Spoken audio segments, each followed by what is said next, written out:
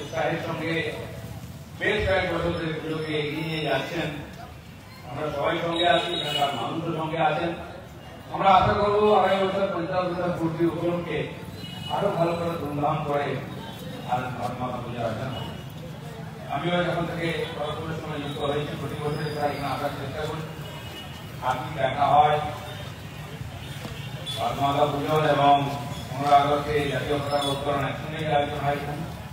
আজকে আমরা সেখানে সম্মিলিত হয়েছি। এই যে আমাদের কর্মীদের ধৈর্য, অধ্যাবসান, পরিশ্রম,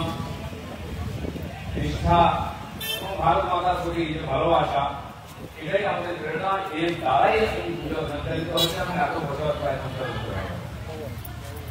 ভারত মাতা পুজো নূতন নয়, স্বাধীনতার আগে থেকে আমাদের দেশে আমাদের পূর্বপুরুষরা শুরু করেছিলেন দেশভক্তি জাগিয়ে স্বাধীনতা আন্দোলনকে আরো বেশি শক্তিশালী করার জন্য। পরবর্তীকালেও আমরা জানি না স্বাধীনতা আন্দোলনের দ্বারা ব্রিটিশদের আমরা দাঁড়িয়েছিলাম, কিন্তু 1000 বছর গোলামি পরে দেশ নূতন করে গড়ে তোলার জন্য যে ধরনের বিশ্বাস প্রয়োজন বা জাগরণের প্রয়োজন ছিল সেটা আমাদের দেশে হয়নি। তৎকালীন যারা সরকারে এলেন তারা স্বাধীনতার আনন্দে মশগুল হয়ে গেলেন। দেশের গরিব জনতা সেরকমই থেকে গেল, স্লোগান লেগে গেল গরিবী হটাও, কিন্তু গরিব থেকে গেল। আজ আমাদের মাননীয় প্রধানমন্ত্রী, বিশ্ববরেণ্য নেতা নরেন্দ্র মোদী গত 11 বছরে প্রধানমন্ত্রী হয়ে তার সময় 11 কোটি মানুষ দারিদ্র সীমার অতি দরিদ্র সীমার নিচে ছিল। বাড়ি ঘর নাই, গ্যাস নাই, শৌচালয় নাই, বাঁচার সাধারণ সাধন ছিল না। তিনি ঠিক করেন আগে গরিব মানুষের এই প্রায় 60 বছরের বেশি হয়ে গেছে, 65 বছর, তাও যেগুলো তারা পাননি সেগুলো আমরা প্রথম দেবো গরিব মানুষ। তাই গরিব কল্যাণ যোজনার মাধ্যমে মানুষের বাড়িতে শৌচালয় তৈরি হবে, যে সারা জীবন মাথার উপরে পাকা ছাদ পত্র এটাকে পাকা বাড়ি করতে হবে, বাড়িতে মায়েদের সুবিধার জন্য গ্যাসের ব্যবস্থা করে, সম্মানের জন্য শৌচালয়ের ব্যবস্থা করে, এবং লকডাউন কোভিড মহামারীর সময় 80 কোটির বেশি মানুষকে ফ্রিতে রেশন দেওয়ার ব্যবস্থা করা, যাতে প্রত্যেকটি ভারতবাসী মনে করে আমি স্বাধীন দেশের নাগরিক, আমার অধিকার আছে। নাহলে এই 70 বছর ধরে তারা বুঝেই পারে তারা স্বাধীন কি করেনি, কারণ ব্রিটিশ আমলে যেরকম ছিল এখনো তাই আছে। সরকার এসে থেকে নেতাদের পরিবর্তন হয়, সাধারণ মানুষের পরিবর্তন হয়। মোদীর এই চেষ্টায় গত 11 বছরে 28 কোটি মানুষকে অপরিচিত সমাজ বাড়ি খাওয়া, শৌচালয় খাওয়ার ব্যবস্থা, গরিব লোকের বাচ্চাদের পড়াশোনার ব্যবস্থা, মিড ডে মিলের ব্যবস্থা, উচ্চশিক্ষিত যুবকদের চাকরির ব্যবস্থা, নূতন নূতন IIT, IIM, medical college, nursing college, জেলায় জেলায় মেডিকেল কলেজ, রাজ্য রাজ্যে নেই, জেলায় জেলায় এয়ারপোর্ট তৈরি করার চেষ্টা করে মাত্র 72 রাজ্যে 150 বেশি হয়ে গেল। যোগাযোগ ব্যবস্থা, নতুন রেল লাইন, নতুন ট্রেন, এটার মধ্যে কি করছে সমাজের উপর থেকে যে সমস্ত স্তরের মানুষ যেন স্বাধীনতার স্বাদ পায়, আর করে পরিবর্তন এসে কারণ গরিব মানুষ সমাজ হ্যাঁ আমি স্বাধীন দেশের নাগরিক। এবং এই দেশ স্বাধীন হওয়ার পর বারবার আমাদের করেছিলেন, আমাদের আক্রমণ করে যুদ্ধে হেরে গেছে, তো উগ্রপন্থী পাঠিয়ে এখানকার জীবনকে নষ্ট করেছে, মেরেছে, সম্পত্তি নষ্ট করেছে, সেটাও মোদীজি বন্ধ করেছেন। আজকে কেউ বেড়াতে ভারতের দিকে তাকাতে পারবে না। কাশ্মীর 40 বছর ধরে আগুন চলছিল, ঠান্ডায় কেউ ভেতরে ঢোকার চেষ্টা করেন, ঢুকিয়ে কি হয়, যারা পেহেলগাঁওতে গুলি চালিয়েছিল তাদের সেই মহাদেব পাহাড়ের জঙ্গলে ঢুকে আমাদের সেনারা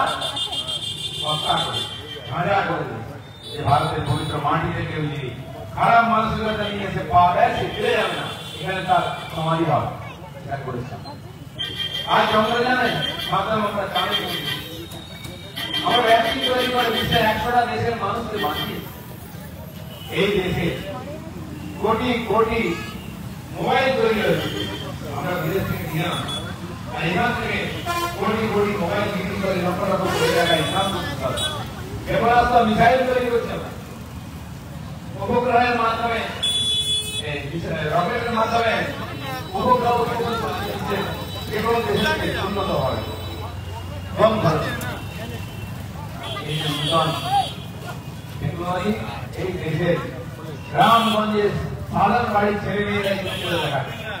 ভ্যাকসিন তৈরি করে চন্দ্রযান পাঠিয়ে কোথাকার আমাদের এই দেশের গ্রামের ছেলেরা কি আজকে বিজ্ঞানী হয়েছে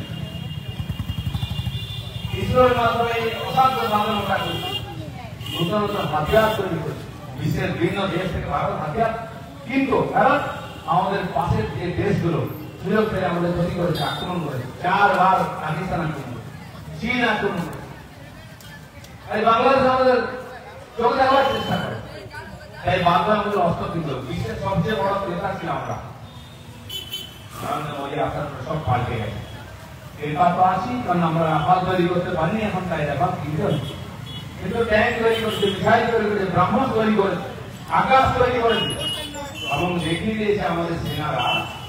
এই সমস্ত অস্ত্র শস্ত্র বিশ্বের যে কোনো উন্নত দেশের অস্ত্রের চেয়ে উন্নত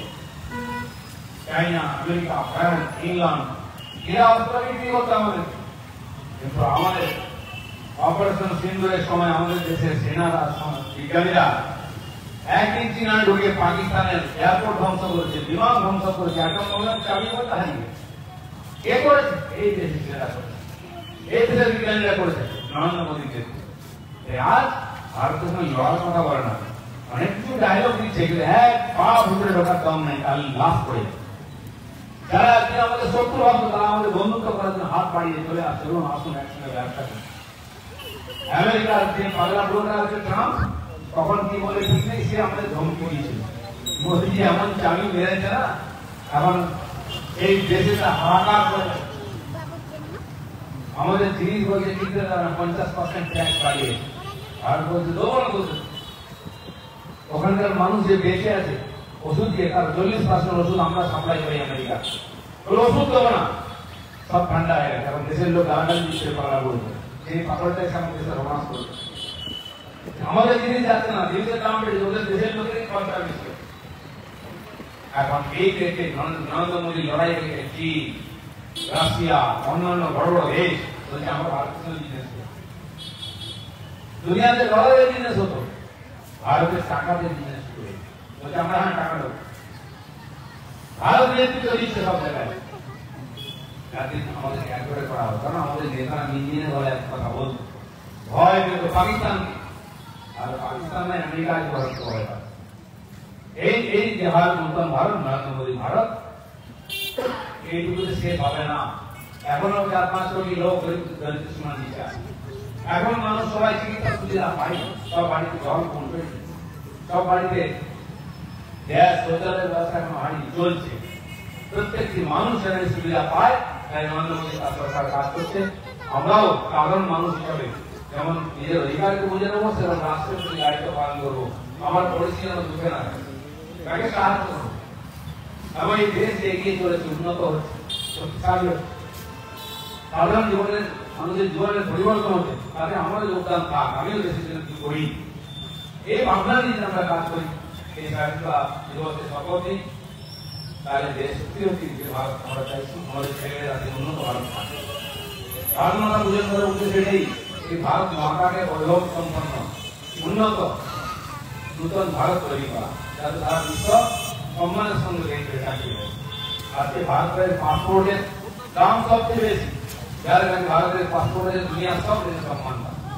60-70টা দেশ বলেছে আমার দেশে আসার জন্য কোনো ভিসা লাগবে না আপনি চলে আসুন যেখানে আমরা ভিসা দিয়ে দেবো বলুন আপনি আমাদের দেশে একটা দেশে ভিসা নেওয়ার জন্য 1000 টাকা খরচা করতে তাই লাগতো আপনি যাবেন ইরানে নেমে পড়ুন ওখানে এয়ারপোর্টে ভিসা প্রয়োজন থাকবে বলুন এই দেশ এই সম্মান অধিকার আমাদের দিয়েছেন আসুন আমরা সবাই মিলে এই যে দেশ দেশের গায়ে হাত লাগাই তাহলে ভারত মাতা যদি সম্পন্ন হবে আমাদের দেশের আমাদের সন্তানরা সম্মানের সম্মান করতে পারে সুরক্ষা চিন্তা হবে এই উৎপাদন মারবে না মিসাইল মারবে না বোম মারবে না হিম্মত হবে এই সম্পদকে লুট করতে যাবে বিদেশিরা এসে এখানে অনুপ্রবেশ করে ভোটার হয়ে নাগরিক হয়ে গরিব মানুষের সম্পদকে লুট করে সে ব্যাপারে সাবধান থাকতে হবে ইলেকশন কমিশন তাদেরকে